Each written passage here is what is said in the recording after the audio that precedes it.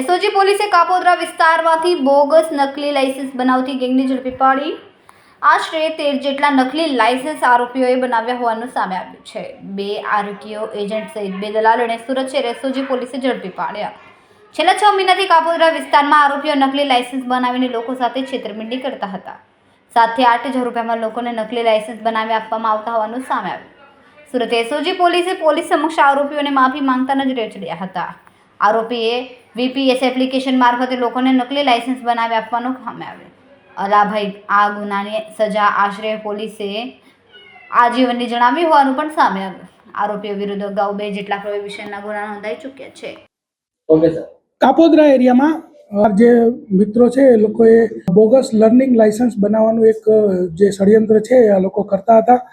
તો એસઓજીના ધ્યાને આવતા આ લોકોને પકડી પાડવામાં આવ્યું છે. એમની પાસેથી 13 આવા લર્નિંગ જે બોગસ લાયસન્સ બનાવ્યા એ પણ જપ્ત કરે છે.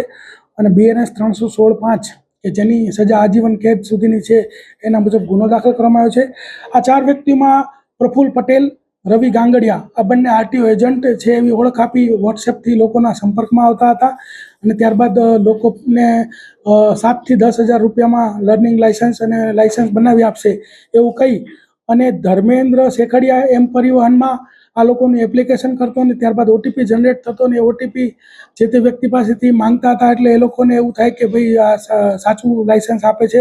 અને ત્યારબાદ જે પ્રજેશ માણિયા છે એ એડિટિંગ કરી અને લર્નિંગ લાયસન્સ બનાવી અને એ જે તે વ્યક્તિને આપી દેતો હતો. આ લર્નિંગ લાયસન્સની વેલિડિટી 6 મહિના હોય છે. અને આ લોકો 6 મહિનાથી આ કામ કરતા હતા અને 6 મહિના બાદ અત્યારે આ પકડાઈ ગયા છે. અત્યાર સુધી લગભગ 50થી વધારે લોકો આના ભોગ બન્યા છે અને 7 થી 10 હજાર રૂપિયામાં કામ કરતા હતા. અને આ લોકો વિરુદ્ધમાં જે છે એ એસઓજીએ ધોરણસર કાર્યવાહી કરેલ છે. કેમેરામેન સેનલ વિરાણી સાથે વિશાલ છેટા, માનવ પ્રભા ન્યૂઝ, સુરત. અમારા વિડીયોની નવી અપડેટ મેળવવા માટે સબસ્ક્રાઇબ કરો માનવ પ્રભા ન્યૂઝ ચેનલને. બેલ આઇકન ક્લિક કરો લેટેસ્ટ વિડીયો સૌથી પહેલા મેળવવા માટે.